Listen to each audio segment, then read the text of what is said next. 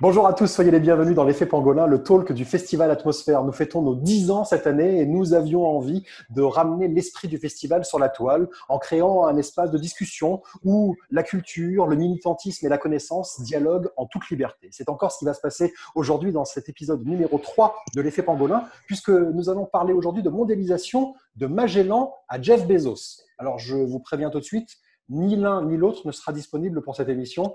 Ils se sont portés pâle. Donc, on a d'autres invités tout aussi intéressants, rassurez-vous. Et puis, avant de vous présenter les invités, eh bien, je tiens quand même à vous remercier. Vous êtes de plus en plus nombreux, 2 épisodes déjà, à nous suivre sur YouTube, sur Facebook, à commenter sur l'ensemble des réseaux sociaux avec le hashtag l'effet pangolin. Donc, continuez, on a besoin de vous. On est évidemment en attente de vos commentaires et de vos remarques, puisqu'on essaie de les appliquer à chaque semaine. Et c'est vrai que une des remarques principales, c'est de nous dire que c'est super intéressant, mais c'est long.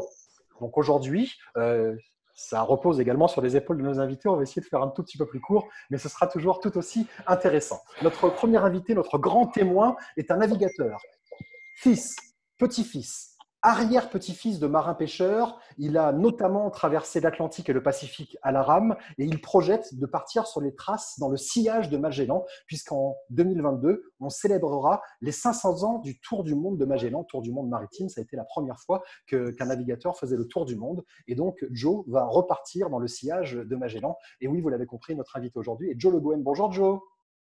Bonjour à tous, bonjour, salut. Alors, Joe Le Guen, qui nous met un petit peu de baume au cœur, puisque Joe, tu te trouves en Bretagne, là, sur la pointe du Finistère. Et Joe, donc, une question, je n'ai jamais posé cette question depuis que cette émission existe, en rapport avec le confinement, mais là, ça me semble assez pertinent avec un navigateur. Est-ce que ce que tu as vécu seul en mer pendant tes différentes traversées a quelque chose de comparable avec ce que tu peux ressentir dans cette période de confinement, même si tu es sur le plancher des vaches? Ah oui, tout à fait, c'est évident. Oui, bon, en fait, quand on part seul en mer, évidemment, c'est un choix dont on ne mesure pas d'ailleurs toujours les conséquences. Et en fait, on ne peut pas, quoi. Un bateau qui fasse 5 mètres, 20 mètres de long, c'est toujours très petit sur la mer et on ne peut pas en sortir. Donc, on est confiné sur un bateau, il n'y a pas de souci. Et donc, ici, c'est vraiment du luxe par rapport à tout ça, quoi. Donc, on est dans un confort total. En plus, j'ai presque honte de le dire, mais en Bretagne, avec le soleil, avec la campagne, comme vous pouvez le voir, c'est vraiment des conditions par rapport à l'ensemble de la population qui sont vraiment privilégiées. Donc ça va, donc tu le dis bien. Joe, on va parler de ce voyage de Magellan, mais également de tes différentes expériences, évidemment, de navigateur, notamment de ces traversées de l'Atlantique. On a aujourd'hui avec nous un historien spécialiste des médias que je connais bien, c'est un puits de science, c'est Fabrice d'Almeida. Bonjour Fabrice. Bonjour, bonjour à tous. Comment ça va Fabrice? Ben ça va, on est.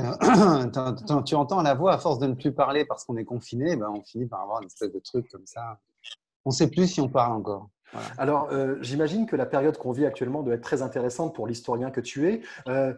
Quand il y a eu l'épidémie, la pandémie de la grippe espagnole il y a 100 ans, on l'avait comparé à la guerre en disant la grippe plus meurtrière que la guerre avec, je crois, 50 millions de morts.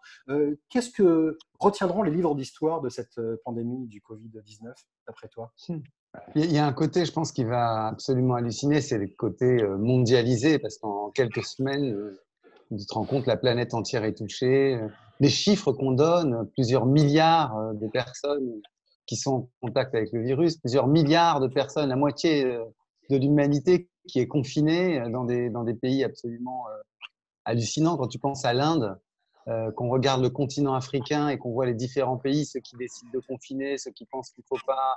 Enfin, c'est vraiment c'est un défi incroyable. Je pense que ça, ce tournant en quelque sorte dans le rapport au monde, oui, je pense que les historiens retiendront ça. Oui, on retiendra le La confinement. pandémie connectée. Ouais. La pandémie connectée, pas mal comme idée. On a la chance d'avoir avec nous un demi d'un quatuor qui ne s'engage pas à moitié depuis 25 ans. C'est bien dit quand même. J'ai fait une espèce de théorème de trio. Christophe Mali et Gizmo du groupe Trio. Salut les gars, comment allez-vous? Eh bien, écoutez, ça va bien, comme tout le monde, voilà, confiné à Paris avec femme et enfants. Et ravi quand même d'être là et de participer comme ça à cette émission avec vous, comme ça on se sent moins seul. Ouais. Voilà. Et Gizmo, qui lui est en Bretagne, je crois. Bah ouais, moi je suis un peu comme Joe, j'ai la chance d'avoir un très grand jardin et d'être en pleine nature, de pouvoir quand même prendre mon petit vélo à 1 kilomètre autour de chez moi, d'aller dire bonjour aux chevaux, aux vaches et d'écouter les oiseaux comme jamais on les a entendus. Donc voilà, je profite on va dire, de ce confinement et de la nature qui m'entoure. Et en même temps, je suis comme tout le monde, je suis un peu comme un lion en cage. J'ai qu'une envie, c'est de retrouver mes potes et d'aller faire de la musique et voilà, et de faire la fête. Et Il a une belle collection de guitares. Hein. Ah oui, très belle collection de Il a une guitares. très belle collection de guitares derrière. Ouais, lui. je suis Ça dans me le rappelle un style- animateur que je connais. D'ailleurs, Gizmo va peut-être nous jouer un petit morceau. Vous êtes très engagés, les gars. Trio, je salue au passage Daniel et Manu, l'autre moitié du groupe Trio. Nous aussi. Et c'est vrai que vous êtes très engagés, notamment pour la planète, pour les océans. Donc les discussions qu'on va avoir avec Joe vont être passionnantes. Joe et Gizmo qui se connaissent bien, puisque Gizmo, tu as sponsorisé l'une des traversées. En tout cas, tu avais acheté des rames pour l'une des traversées de Joe. Je crois que j'avais investi, tu me dis si je dis des bêtises, Joe, mais oui, tu étais parti, je crois que c'était dans l'océan Indien, il me semble, ou quelque chose comme ça, et que j'avais participé à la construction, enfin, à la construction, non, mais j'avais mis, oui, de quoi finir de payer un peu le navire. Oui, c'est vrai, c'était le Pacifique, pas l'océan Indien. Oui, Le Pacifique. Le Pacifique Il avec les a tous fait. Hein. 99. Ouais. On en reparlera tout à l'heure. Il y a une chanson qui me semble évidente pour rendre hommage à Joe et à tous ces navigateurs militants qui fait partie du répertoire de Trio. Tu nous la chanterais, Vous voulez, je peux vous faire un petit bout. C'est un hommage qu'on a fait à Paul Watson et à Sea Shepherd, qui est une association très militante et qui défend les droits des océans, on va dire, qui fait un peu la police dans les mers, là où personne ne va souvent, donc dans les pôles notamment, se sont battus contre les Japonais et la chasse illégale des baleines, mais qui font plein de choses, qui vont à Mayotte préserver les tortues et qui font aussi des nettoyages en Méditerranée. Enfin voilà. Je pense que Joe connaît bien Paul Watson, ils ont déjà se rencontré, j'imagine. Donc elle est aussi un peu pour toi, cette chanson, je vous en fais un petit bout. Merci beaucoup. Pirate des mers, insoumis volontaire, la peinture des corsaires sur tes navires en guerre, du noir sur le bleu, de la houle et du feu. Paul Watson, ton drapeau, la colère dans tes yeux. Au prix de ta vie, tu es l'homme, c'est assez, sont assez d'ennemis pour te faire chavirer. Mais il est des hommes que personne n'arrête. À la barre, Paul Watson parcourt la planète. Watson navigue dans le bleu loin des terres. Watson, où le chant des baleines résonne. Watson, ce que les hommes font à la mer. Watson ne veut plus les laisser faire. Watson. Voilà, c'est un petit... Génial. Merci beaucoup, Gizmo. On aura droit tout à l'heure à une autre chanson. Alors évidemment, avec les connexions qui sont quand même très très aléatoires actuellement, Christophe et Gizmo ne peuvent pas jouer ensemble, sinon il y aurait un méchant décalage. C'est très bizarre d'ailleurs d'être avec Giz en visio comme ça, de l'entendre chanter la chanson et de ne pas pouvoir chanter avec lui. Voilà, juste après, tu as le couplet de Mali qui arrive, tu vois. Ah oui, d'accord. Donc la suite au prochain épisode. Je vous présente Frédéric Sidris. Salut Fred, comment ça va? Bonjour, toujours ravi d'être avec vous. Hein.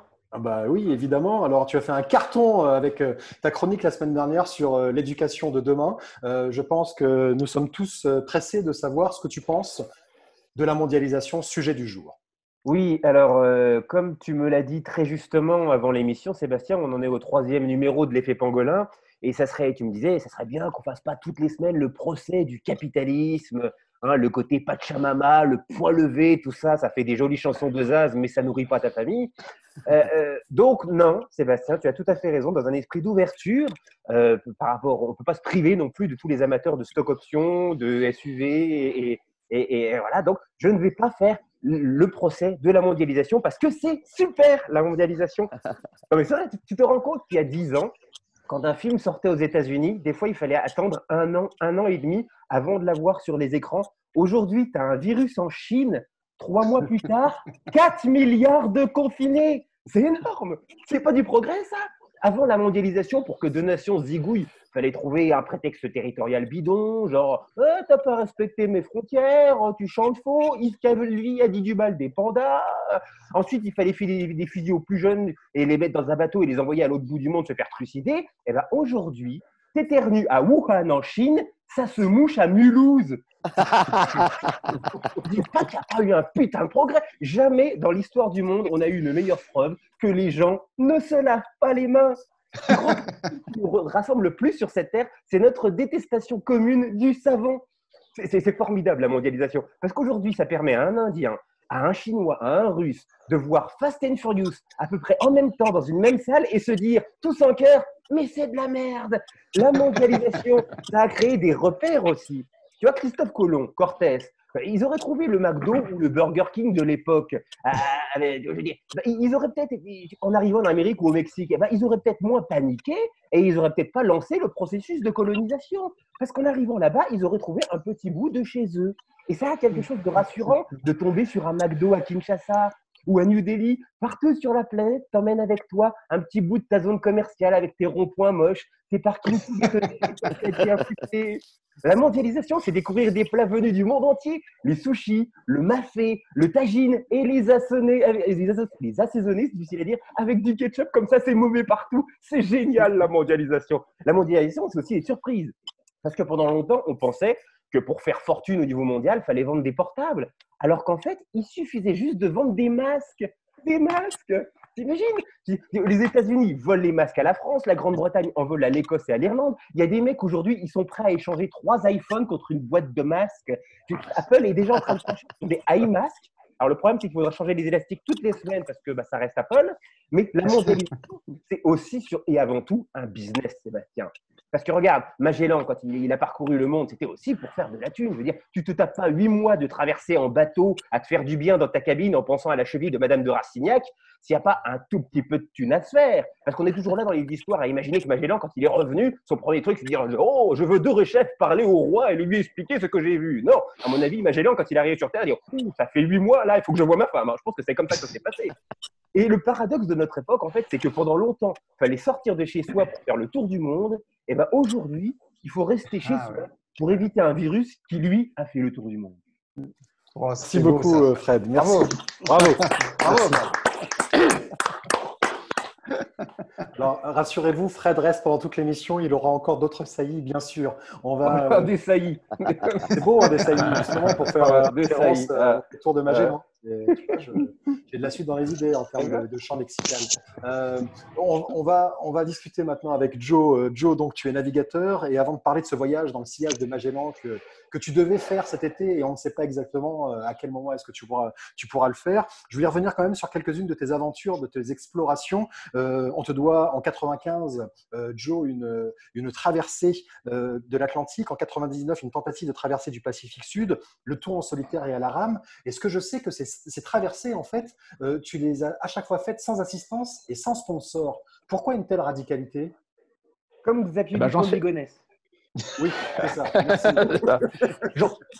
J'en sais trop rien, en fait. Tu sais, les choses se mettent en place comme ça. Et puis, j'avais dit une phrase à propos de la traversée de 99, c'est-à-dire que si l'océan Pacifique avait vu marqué, je n'ai rien contre eux, mais je le dis quand même, c'était l'exemple que j'avais employé à l'époque, marqué sur la coque d'un bateau Rhône-Poulenc, quelle gueule il tirait l'océan Pacifique. Je ne vais pas traverser l'océan Pacifique. En plus, mon projet s'appelait Keep It Blue, donc c'était pour la préservation des océans. L'Erika avait coulé 2 mois avant. Je n'allais pas, en fait, faire de la pub, quoi. J'en ai ras-le-bol de la pub toute la journée, partout, sur tous les supports. Quand tu sors de chez toi, tu vois une nana en slip à 8 h le matin, ça ne colle pas.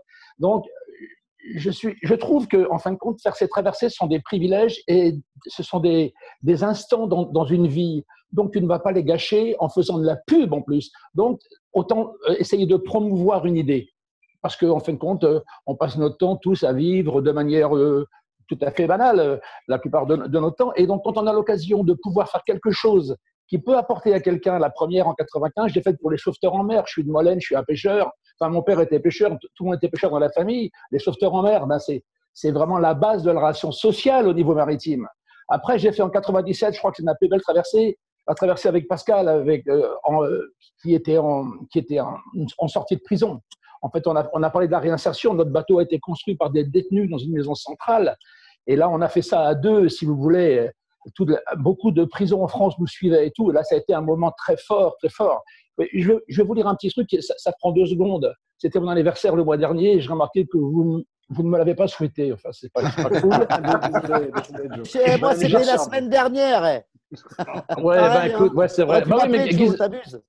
Ouais, d'accord, mais je suis revanchard. On m'appelle pas, moi, j'appelle pas. Je suis comme ça, je suis un mec pas terrible, en fait. Et donc, j'ai reçu pour mon anniversaire, je ne vous dirai pas la date, un SMS de Pascal, donc, qui avait fait, à 34 ans, il avait fait 14 ans de placard. Et en fin de compte, il est venu avec moi traverser l'Atlantique à la rame des Canaries aux Antilles. Ça a duré 49 jours. Un huis clos extraordinaire. Il m'a envoyé ça 23 ans après. Bon anniversaire, mon ami. Les années passent, mais les sentiments restent intacts. Voilà. Quand on fait quelque chose comme ça, vous savez. Alors, si j'avais traversé pour, mettons, L'Oréal parce que je le vaux bien, vous voyez, est-ce que je m'en rappellerai encore? J'aurais honte de moi. Tandis que quand Pascal, 23 ans après, m'envoie ça, eh ben, je me dis que j'ai pas fait que de la merde dans ma vie. Voilà, c'est tout. Ouais, Pascal Blond, avec qui tu as traversé l'Atlantique, avait donc fait 14 ans de prison et qui est devenu depuis éducateur social, je crois. Et donc, c'était pour prouver que la réinsertion des détenus est possible. C'était ça le geste militant que tu as dit. Oui, bien sûr. Oui, parce qu'en fin de compte, il y a des doubles peines, des triples peines, des quadruples peines, parce que normalement, en fait, quelqu'un fait une connerie, on lui donne une sanction et quand il a payé le prix qu'on lui a fixé, il est supposé être quitte. Mais pour Pascal, c'est extraordinaire parce que Pascal était un sportif. Donc, à l'époque, et je ne sais pas maintenant, mais peut-être, à l'époque, les services sociaux proposaient des formations aux détenus. Donc, pour les sportifs, ils le proposaient en particulier de passer le brevet d'état d'éducateur sportif. Les cours, en fait, durent 9 mois. Et donc, ils proposaient ça, évidemment, aux gens qui avaient plusieurs années de prison. Et en fait, Pascal, quand il est sorti de prison, il avait 2 brevets d'état d'éducateur sportif. À part qu'il y avait une loi sortie en 84 qui interdisait d'exercer la profession d'éducateur sportif à toute personne qui avait plus d'1 an de prison. Donc, le système pénitentiaire proposait à des détenus qui étaient enfermés depuis plusieurs années une formation qui débouchait sur une interdiction d'exercer. Voilà un petit peu ce que c'est que voilà. Donc voilà, mais en fin de compte, tout ça s'est mis en place tout seul, si vous voulez, parce que quand j'ai fait ma traversée en 95, une idée m'a pris, comme ça, j'ai proposé à la prison de Brest d'aller présenter ma traversée. Et donc, le directeur a dit « Ouais, c'est sûr, est-ce qu'on peut rentrer votre bateau dans la cour de prison ?» J'ai dit « Ouais, pas de problème, on va y aller. » J'y étais allé. Ils ont suivi ma traversée avec l'instituteur de la prison. Et après, évidemment, je suis allé leur raconter ce que j'avais fait. Et pour un tôlard, si vous voulez, on parle et on agit. Donc, c'est pas la même chose. Et le directeur m'a dit « Si tu veux, je peux appeler 2 ou 3 potes dans des tôles pour savoir que tu viennes raconter ta traversée. » Et c'est comme ça qu'en 96, j'ai fait 90 conférences dans les prisons en France. Donc, j'ai fait le tour de France des prisons. Une expérience extraordinaire, super lourde et tout. Enfin, vous savez, quand vous avez fini votre conférence avec des gens avec qui vous parlez normalement, vous échangez, et vous prenez à droite et eux prennent à gauche, vous vous sentez un peu comme un escroc. Vous voyez, on parle comme si on était potes, on échange et tout d'un coup, eux, ils repartent dans leur nuit. Et moi, je vais boire un café au trou du coin et j'écris ce que j'ai fait. Donc, et c'est en fait ces conférences-là qui sont montées en fait par le plus grand des hasards, qui ont fait que j'avais une crédibilité nautique ayant fait une traversée de l'Atlantique à la rame, une crédibilité carcérale en fait avec 90 conférences dans les prisons. Et j'ai proposé un truc impensable, c'est au ministère de la Justice de faire une traversée de l'Atlantique avec un détenu en fin de peine pour parler de la réinsertion et si possible avec un bateau construit en prison. Et le pire de tout, c'est que ça a fonctionné. C'est incroyable. Mais c'est même formidable que ça ait pu fonctionner. Et tu as toujours eu des combats comme ça. Il y a eu donc la première traversée 95 pour les sauveteurs en mer, 97 la réinsertion des anciens détenus, et puis 99 tu décides de relier la Nouvelle-Zélande à la pointe du Cap Horn, donc dans le Pacifique Sud, qui est certainement l'un des océans les plus dangereux au monde et les plus agités, parce qu'il porte mal son nom, ce Pacifique Sud. Il est quand même extrêmement violent. Et tu pars en solitaire. Et là, ça s'appelait Keep It Blue. C'était pour sensibiliser à la pollution des océans, déjà à l'époque, évidemment. Et au bout de 60 jours, tu vas abandonner, puisque tu seras blessé aux orteils et tu vas être récupéré par un porte-container qui va certainement te sauver la vie. Comment est-ce qu'on fait quand on est tout seul, perdu au milieu de l'océan, parfois dans des creux de 10, 15, 20 mètres, pour tenir? Dans la vie, en fait, il faut savoir ce qu'on veut, il faut savoir ce qu'on fait. Et puis quand on dit, alors que personne ne vous demande rien, il faut comprendre ça aussi, personne ne vous dit rien, et puis le matin, vous vous dites, je vais faire ça. Eh ben, c'est une discussion entre vous et vous-même, quoi. C'est à vous, vous ne pouvez pas faire que parler. Donc, je me suis dit un matin, en fin de compte, dans l'Atlantique, on a les fous de bassin qui sont des planeurs magnifiques, mais le plus beau des planeurs, c'est l'albatros. Et donc, l'albatros, il est dans le sud. Donc, pour aller ramer avec des albatros, je n'avais pas le choix. En fait, il fallait que j'aille dans le sud. Donc, je suis parti dans le sud. Et en plus, le Pacifique Sud, c'est Magellan qui a donné le nom au Pacifique, à cet océan. Et donc, je me suis dit, de toute façon, le Pacifique, c'est un gros morceau, donc je vais ramer pour un gros problème de la planète, en gros, les océans. J'ai appelé mon projet, donc, comme je vous l'avais dit, Keep It Blue. Et donc, je suis parti vers cette traversée complètement démente. Et les Néo-Zélandais m'ont laissé partir parce qu'ils estimaient que j'étais à la fois assez expérimenté et assez cintré, peut-être, pour le faire. Et en fin de compte, je me suis fait piquer par une bestiole dans un hangar, certainement, avant de partir. Et j'avais une légère piqûre au pied et ça s'est infecté au fil des jours, au fil des semaines. Et j'ai vécu un voyage extraordinaire parce que c'est dans la douleur. Ça a été magnifique parce que je suis un type super douillet. Moi, il ne faut pas qu'on me piqûre et je tourne de l'œil. Et là, j'ai fait un voyage que je ne regrette absolument pas au pays de la douleur.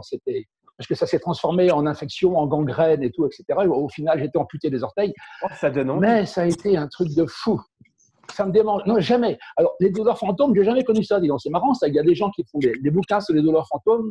Moi, mes orteils, je ne les ai plus, je les ai oubliés. Ils ont été cramés à Punta Arenas au Chili. Eh bien, on va les recevoir dans cette émission. Ils sont là. Ils sont avec nous aujourd'hui. Arrive, regarde. On va parler de Magellan dans un instant. On pourrait t'écouter parler pendant des heures de ces expériences de navigation. Juste une dernière question sur cette expérience. Tu le dis, quand on est tout seul en mer, il ne faut penser qu'en solution. Il n'y a jamais de problème. Mais s'il y a que des problèmes. D'abord, en mer, tu as un problème, je vais dire un gros mot, hein. Tu as un putain de problème, c'est toi. Parce que toi, tu coaches, tu dis oui, je vais faire ça. Mais après, il y a un quotidien, il y a un réel, quoi. Une journée, c'est 24 heures, une heure, c'est 60 minutes, si je ne me trompe pas. Et chaque minute, c'est 60 secondes. Et donc, en fait, dans une traversée à la rame, c'est d'une mesquinerie abominable. Tu découpes le temps en tranches. Et tu te dis, tu fais ça comme ça. Tu as un horaire précis à suivre. Moi, je vis sur un bateau comme je suis incapable de vivre ici. Toute la journée, les 24 heures sont découpées. Chaque geste est à la même heure, au même moment, etc. Tout est découpé de manière complètement hystérique. Parce que le type qui va merder, le type qui va te lâcher, le type qui va te péter dans les mains, c'est toi. Donc, tu engages une discussion avec toi-même et d'une violence totale, quoi. C'est ferme ta gueule et rame. C'est vraiment ça que tu te dis vraiment 30 fois par jour. Tu as voulu venir, tu viens, tu fais pas chier. Voilà, c'est ça l'histoire. Une réaction, Fabrice, Fred, Gizmo, Christophe, à ces choses assez… mais moi, je suis complètement admiratif de cet aventurier, voilà, des temps modernes. Et c'est incroyable de partir seul comme ça, affronter les océans. Moi, je joue dans un groupe, tu vois, je ne suis même pas capable de… Là, je vous ai fait une petite chanson tout seul, mais je ne suis pas capable de me retrouver seul. Voilà, je suis avec ma famille, mes proches, je déteste la solitude. Et dans des épreuves comme ça, je ne sais pas si au bout de 2 jours, je n'aurais pas lâché. Donc, je suis très admiratif de Joe et puis de ses combats aussi. Voilà, parce que je sais qu'il fait à chaque fois, il ne le fait pas pour rien, il le fait pour dénoncer des choses, pour faire avancer l'humanité et la planète. Donc, voilà, d'autant. Très admiratif. Gizmo, je vais réagir à ce que tu as dit. Hein. Heureusement que tout le monde n'est pas rameur, tu vois. Et je vais dire un truc, qu'est-ce qu'on serait sans la musique? Moi, donc évidemment, la musique est nécessaire. Et moi, je suis incapable de faire 3 notes. Donc heureusement que tu es là, que vous êtes là. Parce que le monde est composé justement d'une multitude de capacités. Et la musique prend une place pour tous les gens, les grands, les petits, les gros, les mecs de droite, de gauche. La musique est essentielle, quoi. Et c'est pareil. Moi, je ne suis pas musicien, je ne suis pas non plus un intellectuel. Quand j'ai vu que Fabrice Almeida venait, j'ai vu son CV, je me suis dit merde, il faut que je me taise, quoi. Je ne suis pas capable de réfléchir comme ça. Tout n'est pas vrai. Non. Vous laissez pas donc chacun à sa place. Je fais une petite dédicace à Gilles Lamiré qui a gagné la Transat Jacques Vabre là, cette année et qui m'a appelé pour me dire qu'il avait écouté Trio pendant la course et que ça les avait bien aidés, effectivement. Il m'a parlé de musique et il m'a dit que c'était un des facteurs de joie et de plaisir quand il naviguait. Voilà. Est-ce Ah, que ce tu je trouve écoutes, marrant. Jo, tu écoutes de la musique quand tu es sur ton bateau? Jamais. Pas une goutte. Pas une goutte de Rien. musique. Non, et pas une goutte d'alcool non plus. Et donc, si tu veux, le problème de la musique, c'est à double tranchant. Tu vas écouter des trucs que tu aimes et qui te parlent. Et donc, ça va t'affaiblir émotionnellement. Tu n'es pas là pour t'apitoyer sur toi-même, pour penser à tes potes et tout, à ta famille, à tes enfants, à ta femme. Tu n'es pas là en plus qu'est-ce qu'elle fait, c'est atroce. Et donc, quelque part, si tu veux, tu fermes, enfin je ne dis pas que c'est la solution, mais je ferme tout, je me concentre sur ma traversée et je n'écoute jamais de musique. Voilà, D'accord. tais-toi C'est et atroce, hein. rame. C'est vraiment C'est ça, Et tais-toi. pas tais-toi, hein. C'est ça, si tu te tais, tu rames, ouais. Il Il y a un truc que j'avais fait qui était marrant, c'est que… Pardon, vas-y. Pardon, Fabrice. Non, non, c'est juste parce qu'en fait, c'est marrant que tu aies fait de la réinsertion en mettant un mec à ramer toute la journée, alors que la première des prisons, c'était quand même la galère. Tout C'est à vrai. fait. Tout à fait, tout à fait. Ben, évidemment, c'était à quintuple sens. Hein. La traversée à la rame, c'est un huis clos terrible. Une promiscuité incroyable, hein, évidemment. Au départ, à Tenerife, Pascal, on avait évidemment les mêmes choses. Il a identifié sa fourchette, son couteau. Mais je lui dis, mais je m'en fous, moi, que tu me prêtes mon truc. Il me dit, non, c'est bien comme ça. Parce qu'évidemment, en tôle, on identifie tout, parce que la tôle, c'est l'absence de propriété privée, l'absence de liberté individuelle. Donc, tout ce qui est à soi est à soi. Et Pascal, en fait, a pris 14 ans au placard, évidemment, il avait certaines habitudes, et il a identifié tous ces objets de façon à ce que ce soit bien les siens. Mais ça a été une traversée extraordinaire. Alors parlons un petit peu de Magellan. Magellan, donc 1522, boucle ce premier tour du monde maritime en partant par l'ouest. Il donne son nom à ce fameux détroit de Magellan. Derrière le détroit de Magellan, il y a une baie qui est extrêmement calme et qui va le tromper. C'est pour ça qu'il va appeler ensuite l'océan Pacifique. Je me trompe ou pas, Joe? J'essaie Non, de pas du résumer tout. sur le voyage de Magellan après. Oui, non, pas du tout. Non, Magellan a effectivement baptisé le Pacifique, parce que, enfin, il a employé ce mot-là parce qu'il a trouvé des conditions tout à fait calmes, ce qui était quand même assez exceptionnel. Il faut dire qu'il est rentré dans le Pacifique au mois de novembre, à la fin du mois de novembre 1520.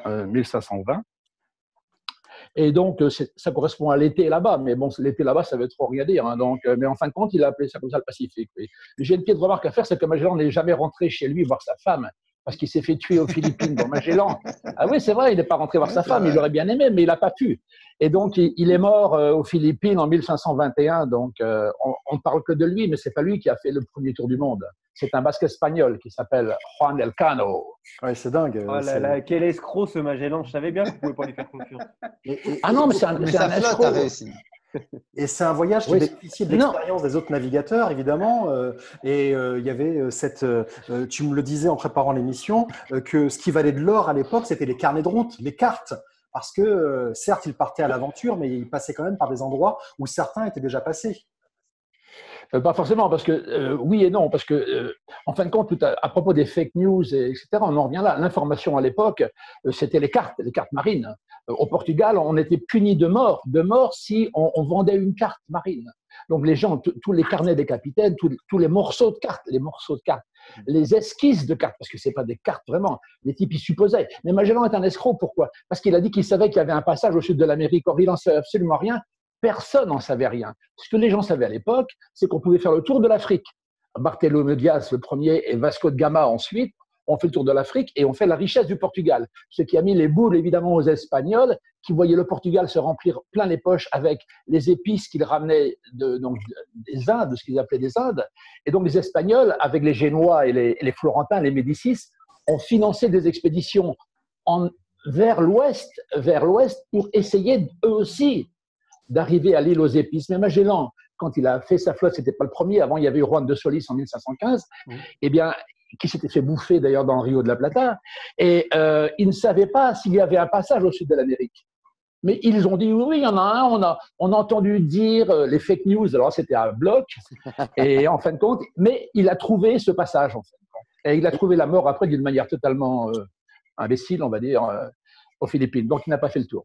Voilà, la mort de Magellan sera le sujet d'un autre épisode, sinon celui-ci va durer, je pense, 4 heures. Et comme j'ai promis déjà de ne pas faire un épisode trop long aujourd'hui, mais on va quand même prendre le temps d'écouter. En faisant des recherches sur ce voyage, Joe, tu t'es rendu compte qu'il n'y avait pas seulement une grande aventure de découverte maritime, de découverte de pays, mais derrière, il y avait vraiment cette notion de commerce et que c'était aussi quelque chose qui concernait vraiment les droits de l'homme, puisque c'est comme ça que tu en es arrivé à te rendre compte que c'est aussi quelque part un moment charnière dans l'histoire de l'humanité et une espèce d'industrialisation de la mondialisation. Je ne sais pas si le terme est juste et je parle sous couvert de notre historien Fabrice d'Almeida à qui je vais donner la parole dans un instant. Et le voyage, puisque tu portes toujours des voyages de manière militante, c'est aussi un voyage que tu veux faire pour défendre et sensibiliser aux droits de l'homme. Pardon, d'abord, ces voyages n'ont pas du tout de volet maritime, autre que la mer est un moyen d'accéder à des richesses. Donc, la motivation, c'est clair, c'est le pognon. C'est pas autre chose. Et à l'époque, le pognon, comme en fin de compte, Constantinople était tombé, les Ottomans bloquaient le commerce en Méditerranée, et donc il fallait trouver d'autres voies pour accéder aux richesses. Les Portugais, comme je l'ai dit tout à l'heure, avaient déjà trouvé le tour de l'Afrique, et donc le but, c'était vraiment le pognon. Le pognon, le pognon. Et en fait, ce qui s'est passé, et ce qui est un drame absolu, et qui est une loi universelle qui vaut encore aujourd'hui, c'est la loi du plus fort. Parce qu'en fin de compte, quand Magellan et ses potes, qui n'étaient pas plus mauvais que moi, que vous, que nous tous réunis, sont arrivés là où ils sont arrivés, il y avait une différence de technologie complètement démente. Les mecs, ils échangeaient de l'or contre un clou. Ils n'avaient jamais vu un clou, une espèce de pointe. Donc, en fin de compte, les types étaient…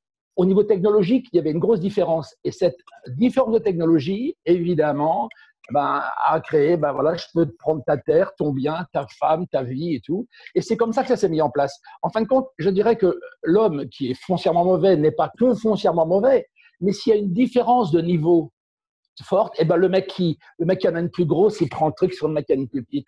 C'est comme ça que ça marche depuis la nuit des temps et c'est comme ça que ça semble pas fini encore. Fabrice, il y a vraiment un moment de bascule là, avec ce tour du monde de Magellan. Il y a eu peut-être avant d'autres événements comparables. Je sais pas, tu sais, dans la préhistoire, il y a plein de trucs qui nous échappent encore, et on se rend bien compte que les techniques circulaient d'une région à l'autre, les techniques de construction, les techniques même d'alimentation.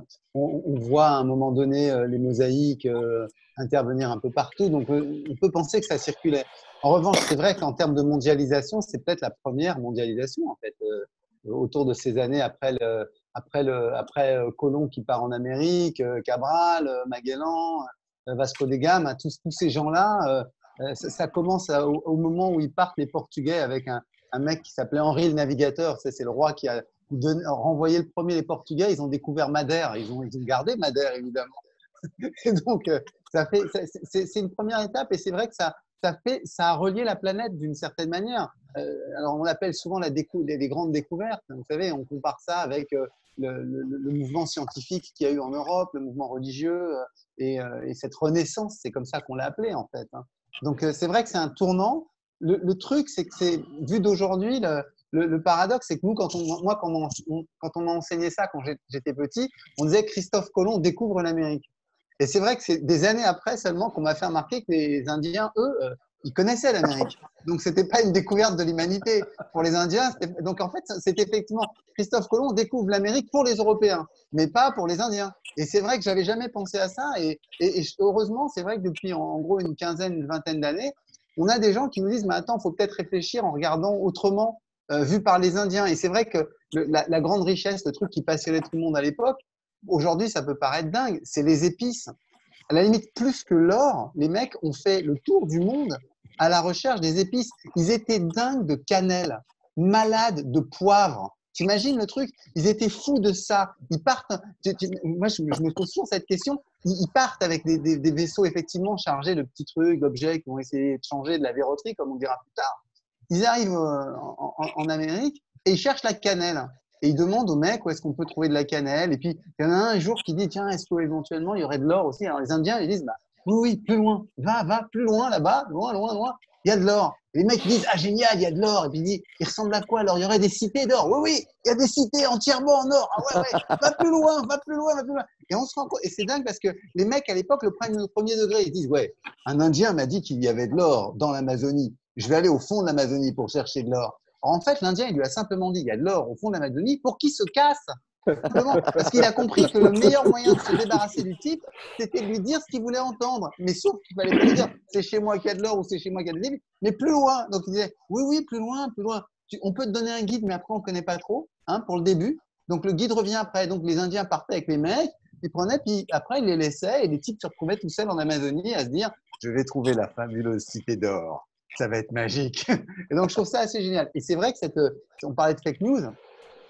Ça commence un peu comme ça. Mais c'est un tournant, mais en même temps, enfin, j'allais dire, comparable à ce qu'on a vécu à la fin du 19e siècle. Tu as l'impérialisme, les mecs, c'est un pas supplémentaire dans la conquête du monde. Il y a encore des trous dans les cartes au 16e siècle. Quand Magellan, il y a des endroits, ils ne savent pas. Tu vois, le continent africain, il n'est pas exploré. On ne sait pas du tout qui est. Alors, les Africains savent. Où ils sont, eux. Mais les autres vont les découvrir. De mettre l'accent sur la vision ethnocentrée. Et, oui. Et d'ailleurs, à l'époque, et c'est en discutant et en préparant l'émission avec Joe que j'ai découvert ce fait historique, c'est que, d'ailleurs, validé par la papauté, on a tiré un trait au milieu de l'Atlantique en disant à droite c'est à toi, à gauche c'est à toi, entre les Portugais et les Espagnols. Ouais, il y a un partage territorial. Et c'est pour ça que c'est pour ça que les Français, les Anglais et les Hollandais essaient de taper au milieu. Parce qu'il y a un partage longitudinal et latitudinal. Donc, les Français et les Anglais, ils tapent au milieu. C'est pour ça qu'ils peuvent arriver en Guyane. Parce que ça n'a pas encore été revendiqué par les Portugais. Donc, ça fait des… Ouais. Pardon, pardon, excusez-moi. Initialement, en fin de compte, en 1480, il y a le traité d'Alcaçogas qui, avec la bénédiction de la papauté, sépare le monde, je dis bien le monde et toutes les conquêtes à venir dans le monde en deux. Il trace effectivement une ligne du pôle Nord au pôle Sud, enfin, sur un axe Nord-Sud, au milieu de l'Atlantique. Et tout ce qui est, en regardant vers le Sud, comme le Portugal a déjà navigué en Afrique, tout ce qui est à gauche appartient au Portugal, tout ce qui est à gauche et qui va découvrir à gauche, et tout ce que les Espagnols, et c'est pour ça que Magellan est parti de Solis avant lui, tout ce qui est à droite de cette ligne va appartenir aux Espagnols. Entre-temps, le Brésil a été découvert en 1500, et le Brésil, en fait, la pointe du Brésil, la ligne coupe la pointe du Brésil, et c'est pour ça que le Brésil, en fin de compte, bien qu'étant à droite de la ligne principale, dans l'Atlantique, en fait, appartient aux Portugais. Et donc, le monde a été divisé en deux, mais plus que les territoires, aussi les gens. Quoi. Les gens, en fin de compte, étaient sous la domination des Portugais à gauche, des Espagnols à droite. Ce qui est drôle, juste, pardon, vas-y. Oui, ça va faire bizarre à Donald Trump quand il va découvrir qu'il est portugais, en fait. C'est clair, ouais. Mais alors lui, avec ces règles, ça fait que c'est les Espagnols qui découvrent l'Amazonie.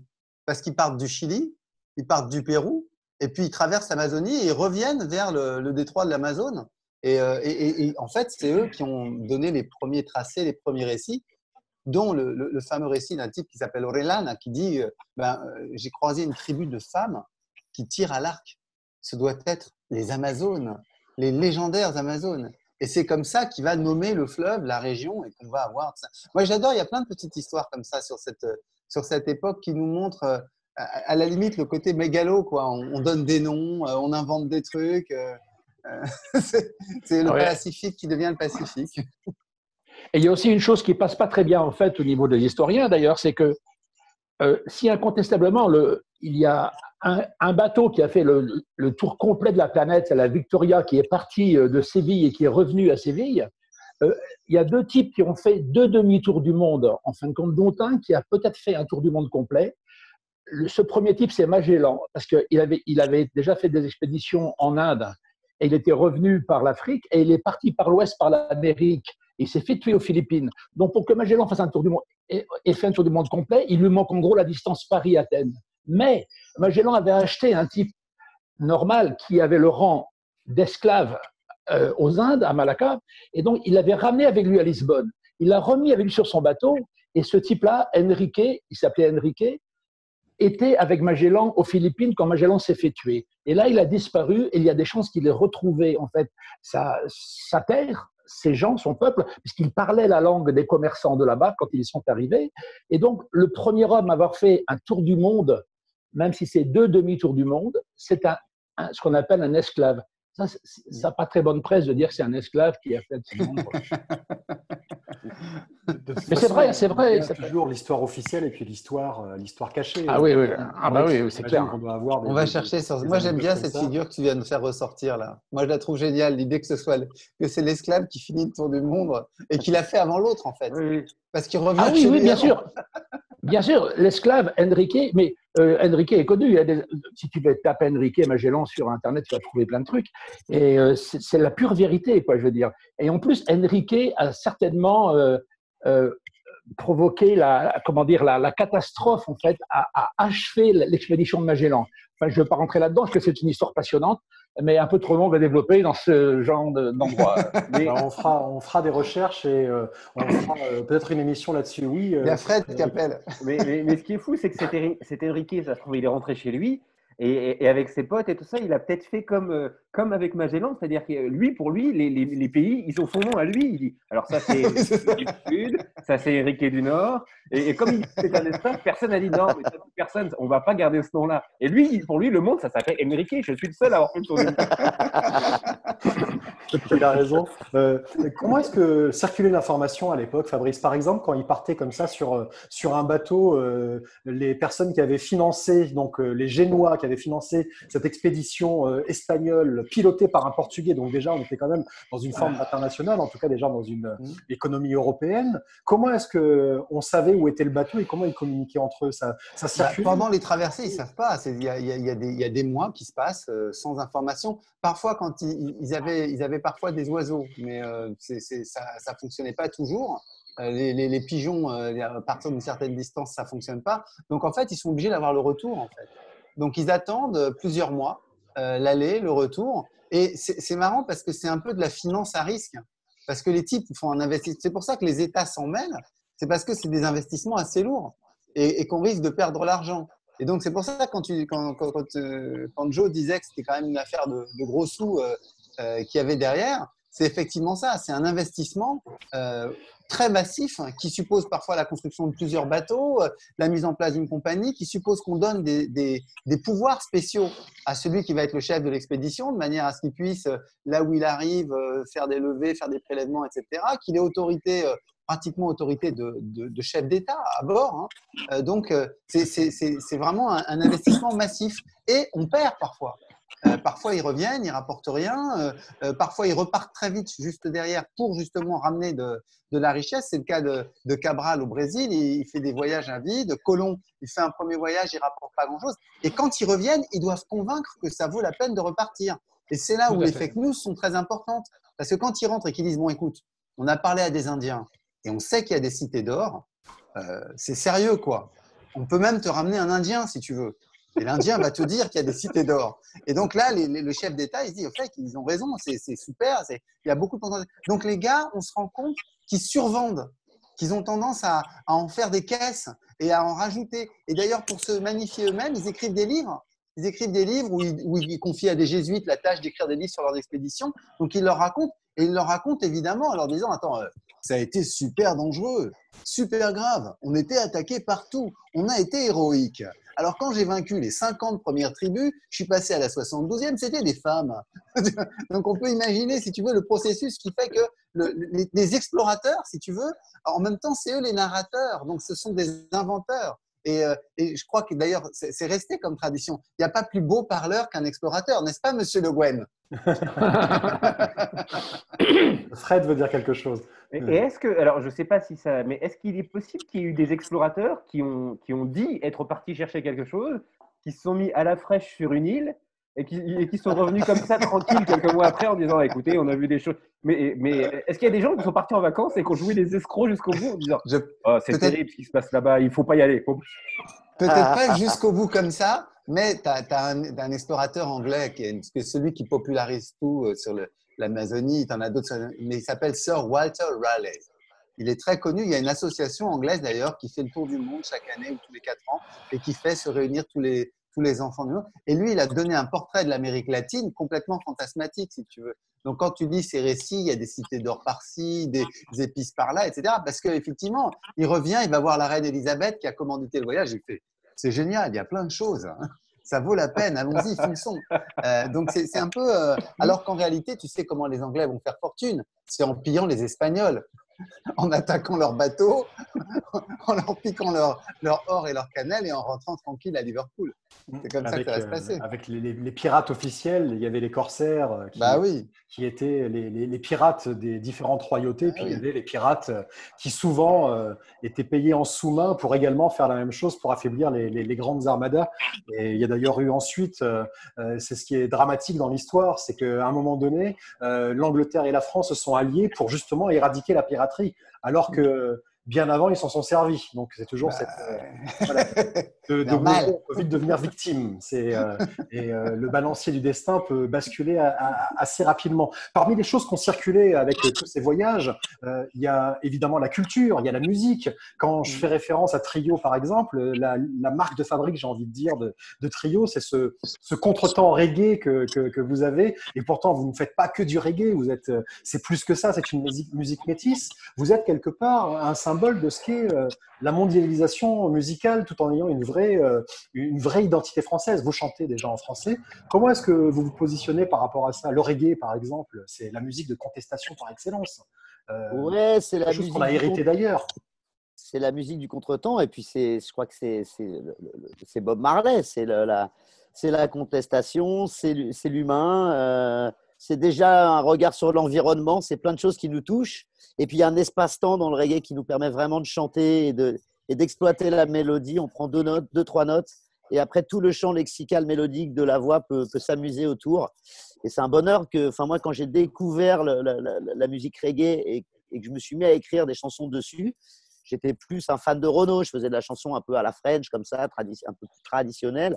J'ai découvert le reggae, ça m'a tout de suite parlé et ça m'a donné envie d'écrire. Voilà. Et puis après, avec Trio, on a eu la chance de voyager aussi. Souvent, c'est par les airs. On aimerait prendre le temps d'aller avec Joe et de traverser tranquillement, mais on a rarement le temps.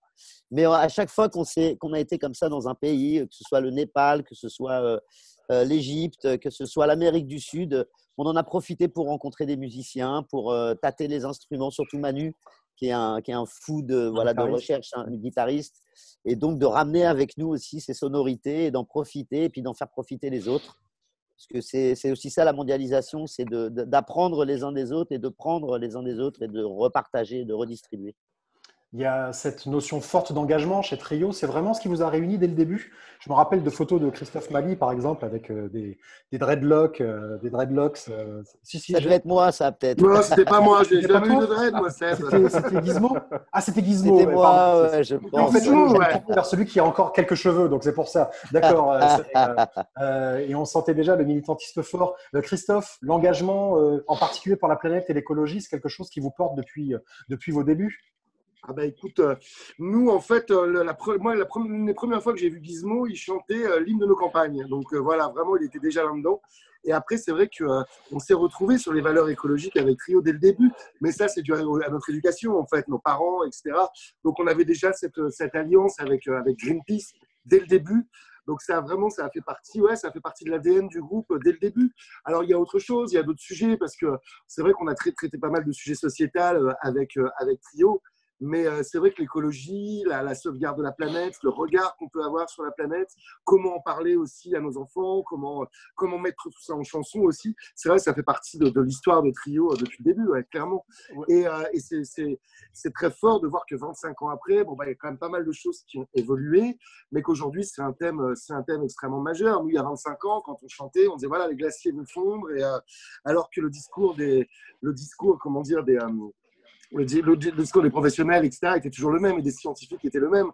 Et voilà, aujourd'hui, on y est. Voilà, ça fait partie des préoccupations majeures de la plupart des gens, de tous les Français, etc., et même du monde, parce que voilà, c'est devant nous. Et voilà, donc nous, on est fiers de porter ces valeurs-là, avec Trio.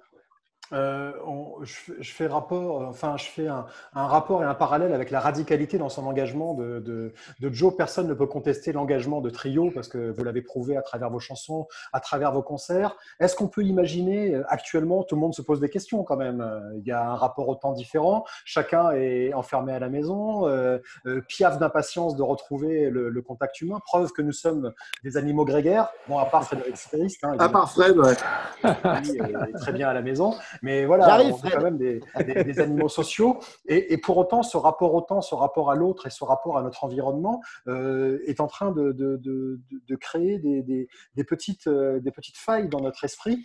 Est-ce que, par exemple, dans votre façon d'exercer votre métier, il y a déjà des choses, ou alors on est encore au stade de la sidération aujourd'hui, ou est-ce qu'il y a déjà des choses qui vous commencent à germer dans votre esprit sur la manière dont ça va se passer après? Alors là, Gizmo, je te laisse répondre parce que c'est une question assez… Sincèrement, on est dans l'expectative pour le moment de savoir déjà si on peut retourner jouer et quand. Voilà, donc comment, c'est encore un autre débat. Et là, on est dans le premier débat, c'est-à-dire nous, on est en pleine sortie d'album, on est autoproducteur, on fait tout nous-mêmes, on presse nos disques nous-mêmes, on les met dans les bacs avec des gens, on est sorti de la maison de disques, on est complètement en autonomie. Donc, on pense à la manière dont on va remettre ces disques dans les bacs après, la manière dont on va réamorcer l'anniversaire de Trio, parce que on fête nos 25 ans normalement cette année. On était normalement le 13 juin, le 13 mars. Quand on annonce le confinement, on devait jouer, nous, à Bercy ce soir-là, qui était complet d'ailleurs. Donc, on se dit comment on va faire cette fête, comment on va la… Et puis après, bien sûr, une fois que ce sera fait, parce qu'on la fera, d'une manière ou d'une autre, on la fera, on va devoir aussi tous, de toute façon, avec ce qui nous arrive, réfléchir peut-être à un monde nouveau, à une nouvelle manière de vivre, de concevoir la propriété, de concevoir le monde et la planète. Donc, on participera à tout ça, j'espère, activement pour que ça nous serve de leçon tout ça et qu'on aille peut-être vers un monde un peu plus intelligent et moins dévastateur. Donc voilà, et puis sinon, il y a un truc en tous les cas, c'est qu'avec Trio, on n'a jamais autant fait de réunions et parlé de nous et de ce qu'on avait envie qu'en ce moment. Alors qu'on est tout le temps les uns sur les autres, dans les bus et partout, et que là, en fait, ce confinement nous fait ressortir des choses et nous fait dialoguer comme jamais on a dialogué. Donc, on prend aussi ça positivement. Et puis, on prépare du coup la suite. On écrit des chansons en tous les cas. Et je voilà. pense que… Ouais, je pense qu'il y a aussi ce côté, tu vois, on sait qu'avec Internet, avec les réseaux sociaux, on peut rentrer, tu vois, en contact direct avec le public. Et ça, on le sait, voilà, depuis l'essence d'Internet, etc. Et nous, on en joue de ça avec Trio. Mais là, le côté de confinement permet d'être encore plus directement avec le public. Je sais que nous, là, on organise des apéros, d'ailleurs, c'est en ce moment même. Bref, on organise des apéros, etc. On fait on voit énormément sur Internet tous les artistes être chez eux, faire des petits lives, etc. Et je pense que ça, dans notre manière de concevoir la musique et dans notre manière de concevoir la diffusion de la musique, ça va changer quand même pas mal de choses. Je ne dis pas qu'avant, il n'y avait pas de live sur Internet, etc.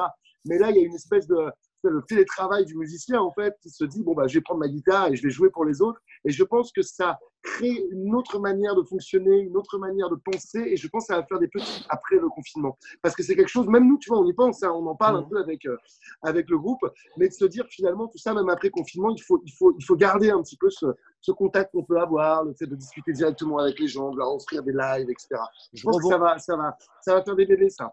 Je rebondis par rapport aux apéros. Les gens nous disent, est-ce que après ce confinement, vous continuerez, voilà, de temps en temps à nous faire un petit apéro avec nous, à papoter, à parler de la vie. Donc voilà, il y a effectivement des choses qui vont sûrement évoluer dans ce genre de… Je crois qu'il y a Frédéric qui veut s'inviter à notre apéro, non? C'est bien ça, Fred? Je crois Oui, j'ai entendu apéro, moi, c'est pour ça que je me suis dit, ah oui, c'est bien ça. Non, mais j'ai remarqué aussi que les gens, en ce moment aussi, les internautes, avaient aussi une autre manière de vraiment prendre des nouvelles d'autrui.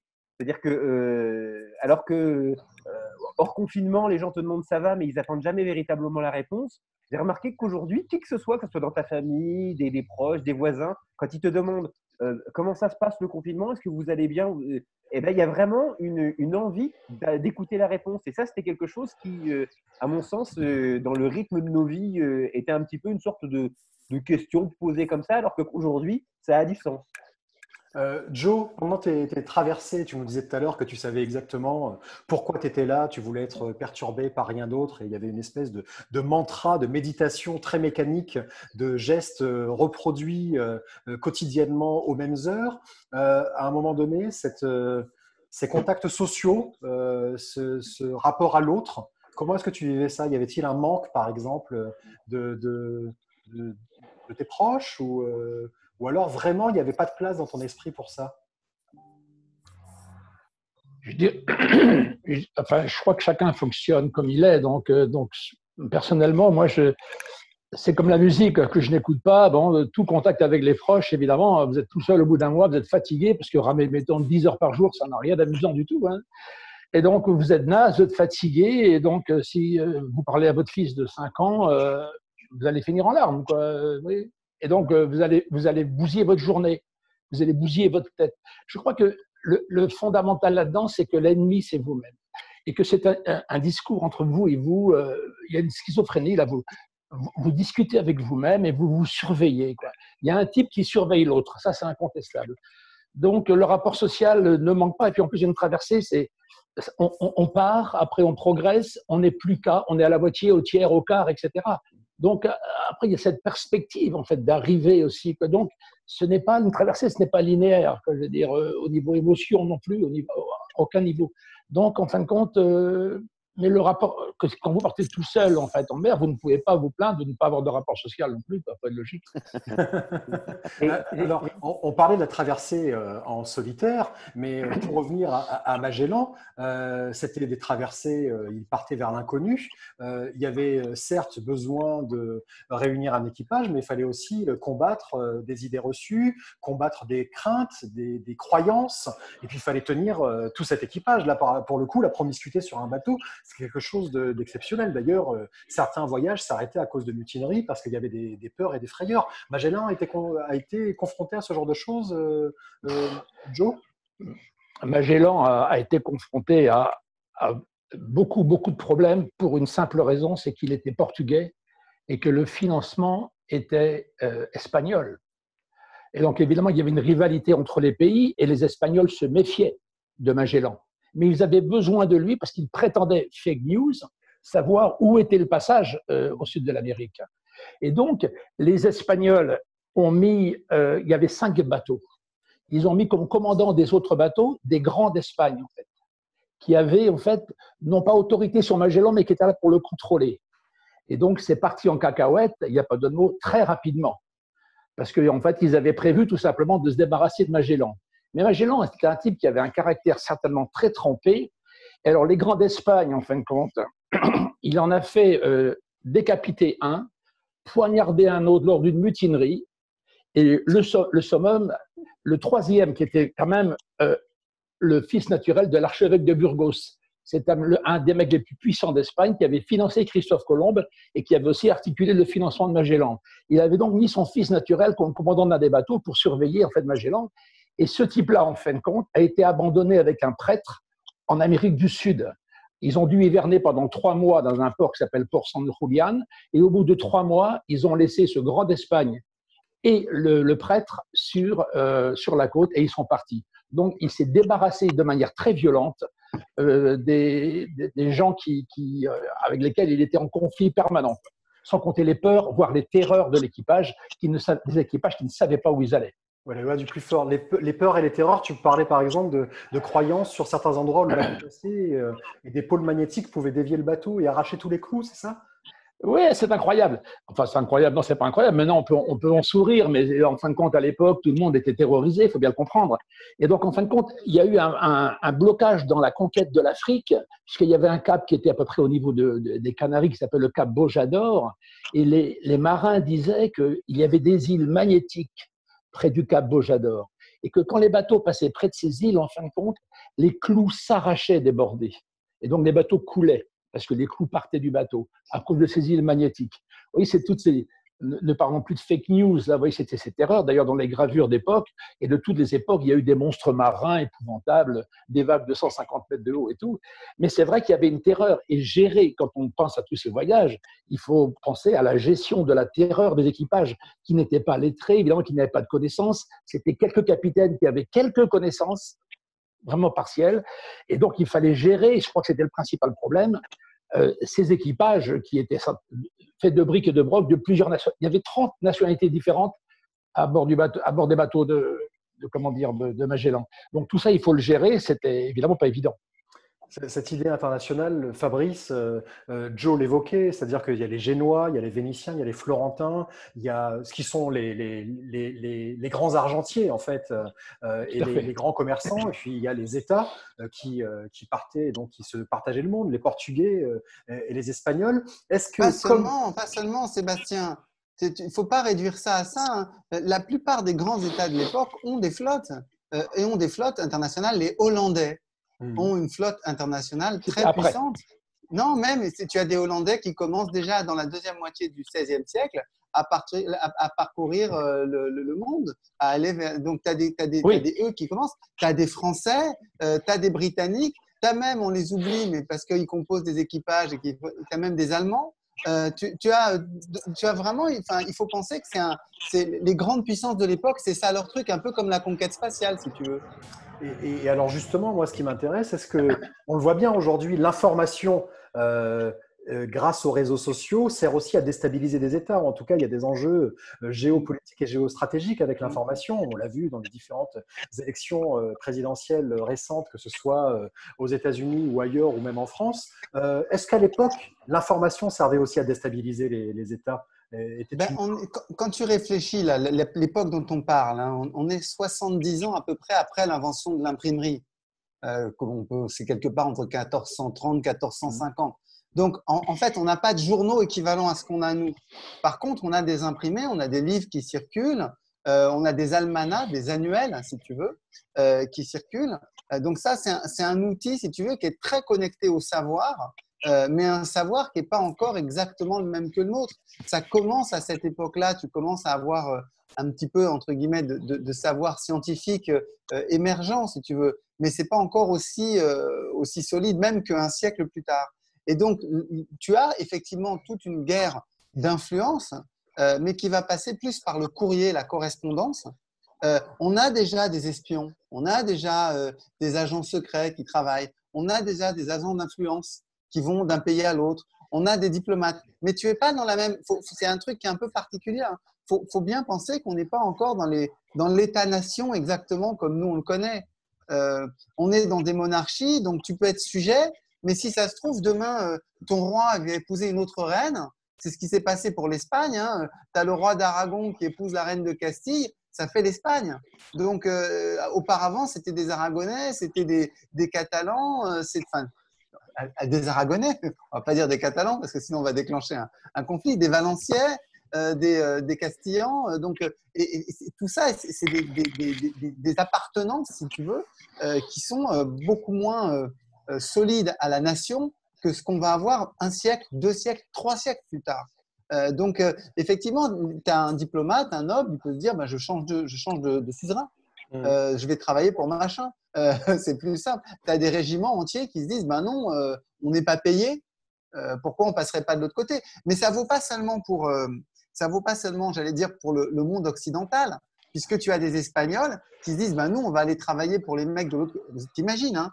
Il y a eu la Reconquista. Ils ont viré les Morisques. C'est après 1492. Tu as des Espagnols qui vont servir de garde au roi du Maroc. Pourquoi? Parce qu'ils les payent bien. Et pourquoi est-ce qu'ils préfèrent avoir des Espagnols que des Arabes ou d'autres musulmans? Parce qu'ils se disent, au moins ceux-là, je les paye, donc ils sont à moi. Ils ne sont pas, entre guillemets, corruptibles. Alors que les musulmans, ils risquent de me tuer pour des questions religieuses, pour des questions d'opposition, de succession, etc. Les Espagnols, ils ne sont pas dans le jeu. Et pourtant, on va voir très vite, ils viennent aussi corrompus que les autres. Donc, c'est un peu… voilà. Mais tu as effectivement des fausses nouvelles. Tu as un débat religieux qui est complètement délirant. Enfin, il ne faut pas l'oublier. Hein. On parle de la Renaissance, mais la Renaissance, c'est aussi Luther, c'était Calvin, c'est Zwingli. Enfin, là, tu as plein de sectes religieuses de mecs qui sont tous plus, j'allais dire, déterminés les uns que les autres, et donc prêts à utiliser toute forme d'influence et d'information mystique pour peser sur la destinée du monde. Et elle se véhiculait plutôt dans les cercles privés des gens éduqués et des gens qui avaient accès à la connaissance. Est-ce que ça arrivait jusqu'à la population? Comment est-ce qu'on manipulait la population à l'époque? C'était à travers des artistes? Est-ce que des gens comme Trio, c'est vraiment une question ouverte, hein, des gens comme Trio qui allaient de village en village pour lire des poèmes épiques ou alors faire des chansons, étaient également utilisés pour faire passer des informations? T'avais ça, mais je dirais que ça c'est plus j'allais dire une méthode un peu médiévale, où tu avais un rôle des ménestrels, des troubadours. Tu avais sûrement le jeu du conte, tu vois, le fait que tu avais des veillées, tu avais des agents d'influence comme ça. Ce dont on se rend compte, par exemple, c'est que l'information, d'abord, elle circule en quelques semaines. Si tu veux, dans un royaume comme celui de la France, tu arrives à faire à peu près circuler une information. Donc, tu touches la population. Par exemple, le seul truc qu'on a trouvé pour que tout le monde soit informé au même moment, et c'est un peu plus tard en fait, hein, c'est un demi-siècle plus tard, on s'est rendu compte qu'on pouvait coordonner le fait de faire sonner les cloches des églises. Quand il y avait un grand événement, on pouvait se dire, ben voilà, le roi est mort, on va se dire qu'on fait des grandes funérailles royales dans 15 jours, on envoie des messagers pour qu'au jour dit, voilà, on sonne les cloches en honneur d'eux. Voilà. Donc ça, c'était un système d'information qui faisait qu'on savait qu'un truc important s'était passé, tu vois. Donc on savait que le roi était mort. Ok, bon. Donc tu as quelques éléments comme ça. Tu as quand même des crieurs d'information. C'est-à-dire que tu as des crieurs officiels, donc dans chaque village, dans chaque ville, tu as des gens qui sont chargés de répercuter l'information alors ça peut être des nobles qui dirigent la cité, ça peut être des échevins, voilà, donc ils doivent dire l'information importante. Et c'est notamment le cas quand il y a des changements de régime, par exemple, quand il y a un siège, quand il y a une occupation, quand il y a un risque militaire, etc. Là, les crieurs jouent un rôle très important. À quel moment dans l'histoire il y a une bascule justement et que l'info devient internationale et qu'elle circule plus rapidement, plus facilement? Elle est déjà internationale là. Mais ce qui change le truc, c'est quand même le télégraphe au 19e siècle. Le télégraphe, si tu veux, à partir des années 1830, tu as le télégraphe électrique qui va se développer, généraliser. Nous, on va l'avoir seulement dans les années 1860 parce qu'on avait un autre télégraphe qui était un télégraphe visuel qui marchait très bien, le télégraphe Chappe, tu sais, avec des barres de bois qui faisaient des signes comme ça et qu'on traduisait. Donc, le télégraphe, ça change parce que là, si tu veux, ça donne que… Moi, ce que je prends souvent comme exemple, c'est en 1914, en fait, l'information du déclenchement de la Première Guerre mondiale, elle met à peu près 3 heures à 5 heures à faire le tour de la planète. C'est-à-dire qu'avec le télégraphe électrique, New Delhi est informé presque, pas instantanément, mais presque. Et puis ensuite, de New Delhi, on retranscrit pour les centrales locales, etc. Et donc, au fin fond de l'Inde, on va apprendre que l'Allemagne a déclaré la guerre à la France et à l'Angleterre le 2 août 14. Donc, c'est très rapide, si tu veux, hein. C'est quelques heures. Oui. Et en fait, en 1860, à partir de 1866-67, je crois, tu as un câble qui traverse l'Atlantique. C'est le premier câble transatlantique. Donc, tu as une information électrique entre New York et Liverpool, donc entre l'Angleterre et les États-Unis, qui est quasi instantanée. T'imagines le truc, moi j'adore cette idée. C'est un truc pour Joe Le Guen, ça. Tu prends un câble, hein. T'imagines le nombre de kilomètres de câble qu'il a fallu et tu commences à le poser à Liverpool et ça traverse, et il va reposer au fond des mers, quoi. C'est un truc de ouf. Ouais. Un truc de ouf, ouais, c'est sûr. Non, mais c'est un truc de fou. Faire ça, je trouve que le mec qui a conçu le projet, ça devait être un sigriste, si tu veux. Une sorte d'ingénieur un peu malade. Il se disait, je l'ai plus longue que les autres. Oui. surtout, il faut vraiment espérer avoir du câble tout du long. Quand tu es au milieu de la tu te rends compte que le câble n'est pas assez long, qu'il faut retourner là-bas. Là, tout l'équipage va te regarder. Ah non. Comme on dit dans les films porno, il fallait en dérouler du câble. Oui. Alors, les mêmes bienvenue aux classiques, grosses têtes. On reprend le contrôle, s'il te plaît, Sébastien. Ah, Il c'est reste ça, pas ouais, sous ça, cette pardon. Est-ce que franchement, j'ai la tronche de Laurent Ruquier ou la taille de Philippe Bouvard? Qu'est-ce qui se passe? Je perds le contrôle de cette émission quand même. Donc, en fait, on accuse Internet de tous les maux, mais ce que disait tout à l'heure Gizmo et Trio, c'est que ce qui se passe actuellement pour les artistes, par exemple, n'aurait pas été possible à une autre époque. Internet aujourd'hui est salvateur pour les artistes, pour la réinvention de quelque chose de nouveau, et puis déjà pour continuer à communiquer et véhiculer des idées en cette période, Gizmo, Christophe. Ah bah pour nous, c'est sûr que l'Internet, même avant cette période, hein, je parlais d'autoproduction et tout, aujourd'hui c'est notre force de frappe et quand on a envie de dire quelque chose aux gens ou de leur proposer de la musique, c'est la première chose qu'on fait, c'est de passer par les réseaux et de communiquer avec eux. Donc forcément pour nous, c'est un changement total. Et puis on voit aujourd'hui tous les jeunes artistes émergents, pour beaucoup, je pense à des Big Flo et Oli, des artistes comme ça, qui se sont fait connaître entièrement sur l'Internet et qui après ont eu l'aura des maisons de disques, mais qui au final se sont fait tout seuls avec les gens directement. Comme nous, à l'époque, on le faisait en allant jouer dans les bars, et en allant dans la rue faire la manche et en vendant nos petites cassettes à la sortie des concerts. Aujourd'hui, on va sur Internet et on propose et après les gens disposent. Reste quand même à essayer de faire des choses de qualité. Voilà.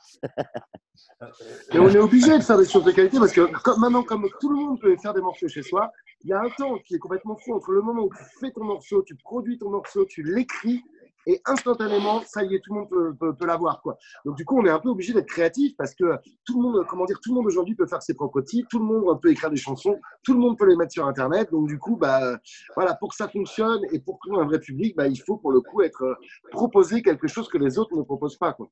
Ouais, Donc ça oblige aussi à la créativité. Et puis j'ai l'impression aussi que là, avec cette époque, c'est aussi la prime au fond plus qu'à la forme. C'est-à-dire que là, on le voit bien, on fait une avec une qualité d'image et une qualité sonore qu'on n'aurait peut-être pas accepté il y a encore quelques temps. Là, même une qualité physique. Hein. Ce qui prend le dessus. Qu'est-ce que tu as dit? Je dis même une qualité physique. Hein. Même la qualité physique, oui, merci. Et c'est intéressant parce que là, ce qui prend le dessus, c'est quand même ce que l'on véhicule. Et ça revient à l'engagement, à aussi le fond du discours et du message que vous pouvez porter. Comment vous avez senti l'évolution de votre public depuis 25 ans, Christophe et Gizmo, par rapport à toutes ces choses et tous ces engagements que vous pouvez porter? Écoute, nous, en 25 ans… Il ne fallait pas poser cette question, visiblement. On n'a plus rien à dire en 25 ans. Gizmo, est-ce que tu pourrais répondre à cette question ou alors on attend qu'il revienne? Non, je veux bien amorcer. Non, mais c'est vrai que nous, on a la chance, comment dire, d'avoir toujours privilégié la scène et d'avoir le prétexte de l'album a toujours été d'aller jouer et de faire 130 dates par disque, voire même plus.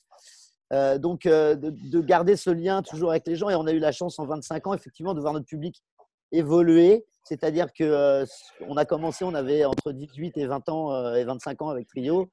Et qu'aujourd'hui, ceux qui ont commencé avec nous viennent nous voir avec leurs enfants, voire même sont devenus grands-parents pour certains, parce qu'il y avait aussi toute cette génération de 68 Arnes, tout ça. Donc, on a eu la chance d'avoir un public qui a changé, qui a évolué, et en même temps de rester près des gens et du monde, donc d'essayer de parler à tout le monde dans nos chansons et de garder ce lien justement intergénérationnel, j'ai envie de dire. Moi, ce qui me touche le plus dans les concerts de Trio, c'est que au final, il y a des jeunes, des enfants qui viennent chanter Watson, qui aiment cette chanson, qui parle de pirates. Et puis, il y a les grands-parents qui se retrouvent dans ce qu'on peut chanter de sociétal ou d'environnemental, ou des fois tout simplement quelqu'un qui vient écouter sa première chanson d'amour, celle sur laquelle il a rencontré sa chérie.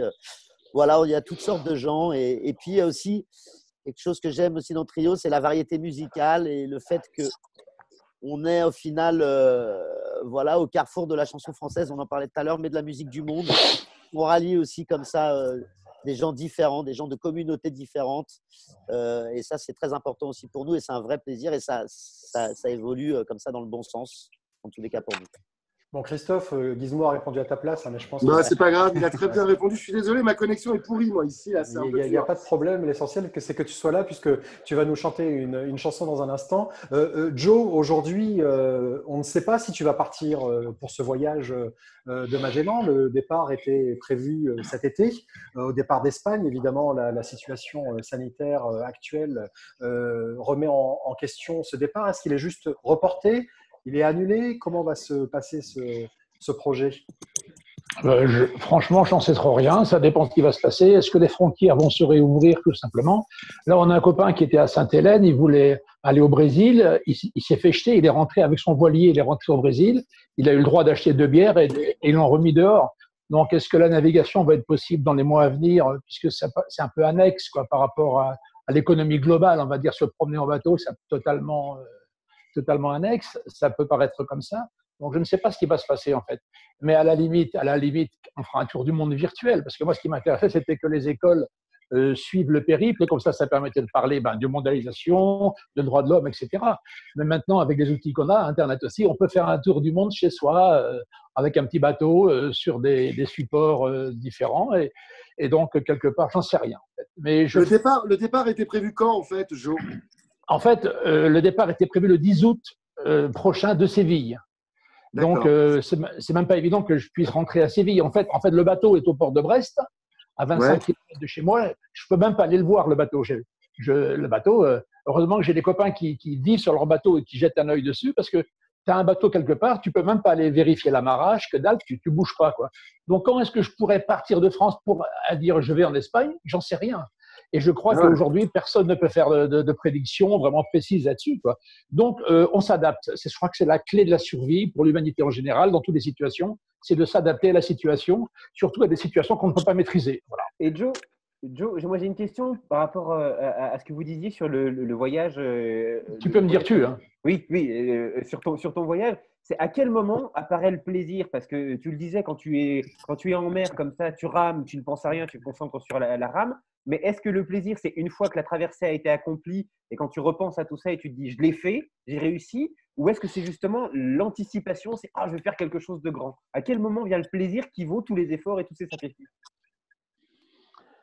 Le plaisir, je ne sais pas. En mer, évidemment, il y a un plaisir immense à être en mer. C'est un privilège absolu d'être seul en mer. Tu vois, quand tu es en mer, les nuages, le vent, c'était pareil il y a 30 siècles. Il n'y a rien qu'à changer. Quand tu es dans la campagne, tu as des poteaux électriques, tu as des vaches que tu ne connaissais pas, etc. Mais en mer, c'est le même paysage, c'est une espèce d'éternité. Tu es témoin de ça. Et il y a une chose qui est évidente, c'est que ça ne va pas durer. Même si ça dure 3 mois, 4 mois, 5 mois, ça ne va pas durer. Donc, profite de cet immense privilège que tu as d'être seul face à toi-même. C'est aussi intéressant d'être seul face à toi-même. Hein. On est tous comme ça, on a une vie sociale, on est tous imbriqués les uns dans les autres. Tout d'un coup, tu es tout seul avec toi-même. Bon, voilà, c'est tout. Donc, le plaisir, c'est quoi? Le plaisir, il est très simple. J'ai dit que j'allais le faire, je l'ai fait. Le Pacifique, par exemple, je ne l'ai pas fait. J'ai arrêté à mi-parcours au bout de 2 mois. J'avais une gangrène, c'était la septicémie, etc. Donc, je suis allé au bout de l'engagement physique. Je ne suis pas un surhomme, je ne suis rien du tout. Donc, je suis allé au bout de ce que je pouvais faire. Parce que si je n'étais pas monté sur ce bateau, qui était l'unique bateau dans les parages, il n'y a personne qui navigue là-bas, c'est un hasard extraordinaire que ce bateau soit là. Eh ben, c'est sûr que j'étais mort. J'avais d'ailleurs préparé ma mort à bord du bateau parce que je ne voulais pas que les albatros me bouffent les yeux comme ils faisaient avant. Et donc, j'avais préparé mon mouillage, chaîne et ancre, pour si c'était foutu, quoi, parce que la septicémie allait monter dans l'infection généralisée. J'avais prévu de me foutre à l'eau et de couler, quoi. Je ne voulais pas flotter et que les albatros piquent sur moi. C'est tout. Ah, voilà. Donc, on fait ce qu'on peut avec ce qu'on a et le plaisir, c'est d'être en accord avec ce qu'on dit. Voilà. Ok. T'as compris? Ça calme? Ah, mais ça calme, ça calme. Je suis sûr, ça calme. Là. Tu vas pas faire une petite vanne, tu dis ok. Bah, c'est vrai que nous, les seules galères qu'on a eues, tu vois, c'est des pannes de bus au bord de la route, quoi. Donc, relativise. Non, mais Trio, t'imagines pas tout ce que vous apportez aux gens, et les musiciens, tout ça. Là. La musique, c'est la grande communication, c'est le bonheur. Quand on comprend pas la langue, quand on éprouve une émotion commune. Il y a aussi cette mondialisation de l'émotion là, à travers la musique. C'est vrai. Ne disparaissez pas et ne sous-estimez pas votre importance. Elle est vitale. Si tout doit disparaître, il doit rester la musique. Fred s'est parlé comme ça. Non, Fabrice. Non, mais je l'écoute. Le mec est Ce qui est incroyable. Non, mais ce qui est incroyable, c'est que chaque phrase de Joe Le Guen, ça pourrait être tu sais, le mot de la fin. Ça pourrait être une phrase définitive. C'est incroyable. Il a un style qui est, j'allais dire, vraiment par sentence puissante. On va en faire un livre. Fabrice, tu as envie de rajouter quelque chose par rapport à tout ce dont on a parlé là pour conclure sur ces idées de mondialisation, parce qu'on a parlé quand même avec par des chemins détournés de mondialisation économique, d'accaparement, Non, mais ce qui me fascine, d'information. Qu'est-ce ouais. que t'inspire tout Non, ce qui me fascine, je dois t'avouer, jamais, je crois, enfin, je sais pas, peut-être Joe a vécu ça. Moi, j'avais jamais vécu une période dans laquelle il y avait tellement de mensonges, tellement de confusion. Depuis que on est dans ce virus, j'ai l'impression qu'on me sert des baratins, mais à un point que, franchement, tu vois, je suis un spécialiste de la propagande. J'ai travaillé sur des trucs comme ça, mais j'avais l'impression d'être en laboratoire. Là, c'est dans la vie réelle, et j'ai jamais vu s'enchaîner tellement de baratins, mais dans tous les sens, quoi. Et par des gens. Alors, je me dis que moi-même, faut que je fasse attention à ce que je dis, parce que les gens vont penser que je baratine aussi tout le temps, parce que c'est incroyable, quoi, de voir mais des baratins de politique, des baratins de médecins. Enfin, je pense qu'un mec du XVIe siècle, même en lui balançant le dieu le plus puissant dans la foudre de son visage, il pouvait pas en encaisser tellement du baratin à ce point-là, quoi. Enfin, on pouvait pas lui mentir sur comment on plantait une graine, quoi, d'une certaine manière. Alors que là, j'ai un peu l'impression que nous, si tu veux, on en est là, on pourrait nous dire, ben, tu la plantes à l'envers, hein, tu la mets dans le plafond, on va voir si elle descend. Enfin, c'est un des trucs assez incroyables. Et c'est un petit peu donc ça me rassure en fait quand Joe dit qu'il y a quand même quelques valeurs intangibles, qu'il renvoie à ce réel d'une mère qui a ce mouvement gracieux et durable. Et au fond, je voudrais me raccrocher à ça, à ce geste avec les rames qu'il fait pour revenir dans le réel et pas rester dans l'espèce d'éther un petit peu baratineur que le monde virtuel actuel nous a introduit d'une certaine manière. C'est un peu ça. Je suis content de cette émission parce qu'elle m'a ramené un petit peu à quelques valeurs fondamentales, alors que là, j'ai l'impression que ça décolle un peu n'importe comment, quoi. Voilà. C'est un peu con ce que je dis, un peu naïf, mais en ce moment, je dois t'avouer que j'ai un certain malaise quand je regarde la télévision et quand je regarde pas que les réseaux sociaux, parce qu'on dit toujours que les réseaux sociaux baratinent. Là, franchement, hein, on a des directs qui sont super bons, quoi. On a des orfèvres quand même. Je revendique une émission pas en direct. Hein. Elle est bien diffusée en ligne. Ah, je te parle pas de notre direct, là. Tous les vendredis soirs à 18h après elle est Je te parle pas de nous.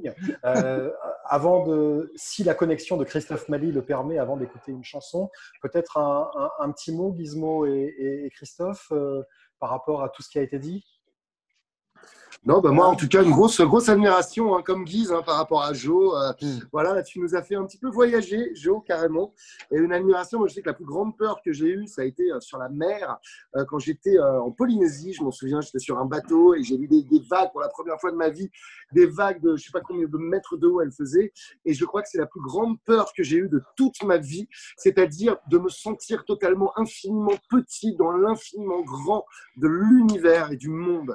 Et ça, je le garde vraiment, je le garde. Et c'est pour ça que quand j'entends voilà, quelqu'un comme toi, Joe, un navigateur, qui parle de cette solitude, qui parle de ces grandes traversées, et en même temps avec du sens, et en même temps avec un côté militant, et ben voilà, je ne peux être qu'admiratif. Et voilà, et ça nous fait voyager tout ça, dans le temps et dans l'espace. Gizmo, merci. Ben moi, Joe, je voulais dire, je sais que tu nous as fait parvenir des mails, que tu as communiqué avec nous sur cette nouvelle aventure et que c'est passé un peu à la trappe au milieu d'une sortie d'album, d'une création d'album. Non, mais c'est vrai, on était dans un jus pas possible. On a fait 25 titres avec 25 invités. Je te passe les détails techniques de l'enregistrement du disque et de tout ce qui en a suivi. Mais là, on va avoir le temps. Donc voilà, si tu as besoin de relais par rapport à tout ça, tu sais que tu peux compter sur nous et qu'on se servira aussi de nos réseaux sociaux pour parler de ta prochaine aventure. Tu peux compter sur nous et comme ça, tu sais dit, on n'aura pas d'excuses pour ne pas être écouté. Voilà. Je suis admiratif, Joe. Voilà, tu le sais, de tout ce que tu as fait et de tout ce que tu feras. Voilà. Mais les Merci, autres aussi, merci. on vous admire beaucoup. Hein. mais ça, on On a peut bien le dire compris. vraiment. Hein. D'accord. Et Nous aussi, on vous aime. tout ce qu'on fait, On on vous fait. aime. Juste un mot de conclusion, Fred Sigrist, par rapport à ce qui a été dit.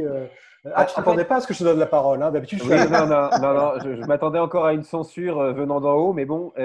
Non, mais moi, j'ai été ravi parce que j'adore l'histoire et j'ai toujours eu un problème dans la manière qu'on avait de me la raconter à l'école. Et l'histoire, mon goût pour l'histoire est arrivé après. Et là, en écoutant Joe, en écoutant Fabrice, je me suis rendu compte à quel point c'est passionnant. Il n'y a pas besoin d'effets spéciaux ou ce genre de choses. Juste quelqu'un qui raconte l'histoire comme ça, les petites zones d'ombre avec un nouvel éclairage, avec de l'humour. Enfin, ça a été un plaisir de vous écouter. Trio, bah, c'est évidemment un plaisir de vous écouter Pareillement. tout le temps. Et vraiment, de toutes les émissions auxquelles j'ai pu participer, je suis vraiment content de faire cet effet pangolin parce que chaque semaine, vraiment, je découvre des gens hyper intéressants qui gagnent à être entendus. Ah, Bon, formidable. c'est l'effet Folin. C'est une belle conclusion. D'ailleurs, Lui, c'est la c'est limite. pas la peine de On chanter. peut C'est ne pas bon. l'écouter. Je garde ça là. C'est bien. Il faut que... Christophe, tu as une guitare à portée de main Allez, à côté la guitare. Ah, Alors moi j'avais prévu normalement de chanter une chanson d'amour et puis là pendant la discussion j'ai changé d'avis. Je vais vous chanter comme ça un bout d'une chanson peut-être qui est dans le thème. C'est une chanson qui parle du Chili, qui parle de réfugiés politiques. C'est une chanson que j'ai écrite pour Daniel, le percussionniste du groupe, et pour raconter un petit peu voilà que chaque histoire de réfugié est une histoire singulière. Et lui, son histoire, donc voilà, après avoir fui le régime de Pinochet, il est arrivé en France et voilà, et tout son combat pour devenir français, pour devenir citoyen français. Et pourquoi devenir français? Parce que lui, ce qu'il voulait, c'était retourner dans son pays et il fallait qu'il ait la nationalité française pour pouvoir retrouver le pays duquel il est issu et sa famille. Et voilà, donc c'est une chanson qui s'appelle El Dulce de Leche. Je vais vous la chanter. Il n'avait pas idée, il n'avait pas conscience à quel point lui manquaient les terres de son enfance, la cordillère des Andes, les cocottes en papier, le fumet de la viande, la confiture de lait. Il n'avait pas idée, on dira inconscience, à quel point lui coûtait d'être bloqué en France, rejoindre le pays, l'odeur de l'orchidée, le temps n'a pas enfoui El Dulce de Leche. Il faudra reprendre la route, devenir français coûte que coûte, réfugié dans un tiroir, on passe le temps, on garde l'espoir. C'est ça, être français, j'en doute. Il n'avait pas idée, il n'avait pas conscience, comme peuvent marquer les blessures de l'enfance. Une larme à Paris, une rose pour Pinochet. Le temps n'a pas enfoui le palais d'Allende. Il faudra reprendre la route, devenir français coûte que coûte, réfugié dans un tiroir, on passe le temps, on garde l'espoir. C'est ça, être français, j'en doute. Super. Voilà. Bravo. Très belle chanson qui résume beaucoup de choses aussi sur les valeurs humanistes qui portent l'ensemble des personnes sur cette mosaïque. Merci beaucoup, Trio. On sera là en 2025 pour fêter vos 25 ans, hein, quand Bercy sera ouvert, à peu près entre 2025 et 2026. Ouais, c'est ça. On va fêter direct les 26 ans, là, on est parti pour. Voilà, c'est ça. Exactement. Merci beaucoup, Joe Le Guen, d'avoir partagé cette expérience avec nous. Merci à vous. Et C'est surtout, super.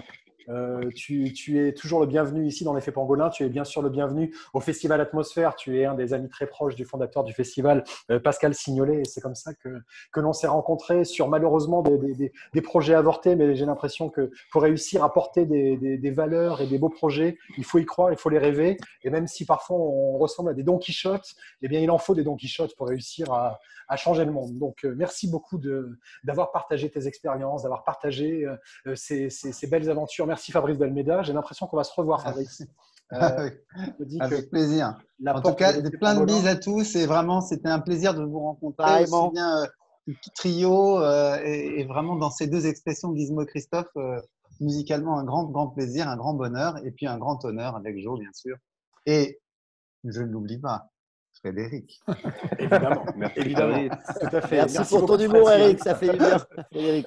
On se retrouve la semaine prochaine, bien sûr, pour un nouvel Effet Pangolin. Je vous rappelle, un épisode inédit en ligne. Là, c'était le 3e épisode. Les épisodes sont tous très, très différents et c'est ça qui me plaît. La semaine prochaine, on va recevoir l'astrophysicien Jean-Pierre Bibring, qui a dirigé les équipes qui ont propulsé à 800 millions de kilomètres de la Terre la sonde Rosetta en 2014 sur la comète Chuti. Une comète qui a mis 25 ans et qui a utilisé la capacité de propulsion de plusieurs planètes pour arriver sur cette comète qui, soit dit en passant, faisait 4 km de long et se déplaçait à 55 000 km/h à 800 millions de kilomètres de la Terre. Quand votre fils ou votre fille vous demandera pourquoi est-ce qu'on fait des maths, vous lui racontez cette histoire. Voilà à quoi ça sert. C'est le moment. Et surtout quand on pense que moi j'arrive à rater mon RER, là vraiment ça. Exactement ça. Donc on va réussir à échanger avec Jean-Pierre. C'est un honneur et c'est rare de l'avoir pendant 1h30. C'est quand même la dernière fois, je pense, à part ce confinement, mais c'est quelque chose de dramatique. Mais c'est la dernière fois en 2014 que la Terre entière a tourné les yeux ensemble vers le même point, c'est-à-dire une espèce de concorde internationale. L'espace a cette faculté de nous évoquer des choses très fortes, un petit peu comme la musique ou comme le sport, mais encore plus que la musique et le sport. À ce moment-là, on avait tous les yeux rivés vers l'espace. C'était juste exceptionnel. Donc, Jean-Pierre Bibring sera avec nous pour cet épisode numéro 4. Et puis, nous serons donc là vendredi prochain à 18h. Et puis, n'hésitez pas à nous rejoindre, bien sûr, sur les réseaux sociaux, à liker nos pages, à vous abonner à la chaîne YouTube avec le hashtag l'effet pangolin. Est-ce que je l'ai là, le hashtag l'effet pangolin? Ouais, je l'ai là. Regardez. Waouh. Il y a de la technique. Magnifique. Attendez. Il y a des moyens, il y a de la technique. Non, c'est quand même énorme, s'il vous plaît. Merci à toutes. Hop, j'ai changé. Ah, c'est incroyable. Formidable ou pas? Ouais. Vous voyez, Le Rémi Bricard des réseaux sociaux. Voilà, merci à toute l'équipe du Festival Atmosphère qui fait ces diffusions. Je préfère parler plutôt que d'écouter les bêtises. C'est l'effet pamphulin. Pascal Signolet, Virginie de Lagrange, Laurent Le Triard, Marie-Lou Signolet, Mélanie Faure, Julie Lefebvre et Steve Albaré. Merci à Cathy Follin, quelqu'un que je connais un petit peu, pour son aide éditoriale sur la préparation de l'émission. Et puis merci également pour leur aide à F5 et Raphaël Sittard de Uprightly. Je vous souhaite à tous de continuer à passer de bons moments et à continuer à creuser pour essayer de vous nourrir de connaissances et de belles valeurs. Merci à tous les invités et surtout, parlez de l'effet Pangolin. Merci beaucoup. Salut. Salut. Ciao. Salut à tous. Bye bye. Merci d'être là. Bye, super. Top.